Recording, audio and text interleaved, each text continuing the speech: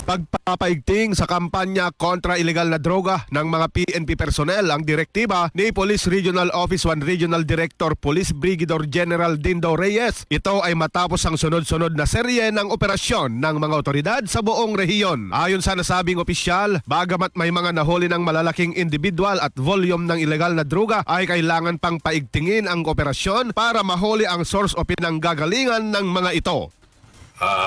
Pinag-uutos ko sa buong rehiyon na maging agresibo sila sa kampanya laban sa kriminalidad, kakagaya rin sa illegal na droga at illegal gambling sa buong rehiyon.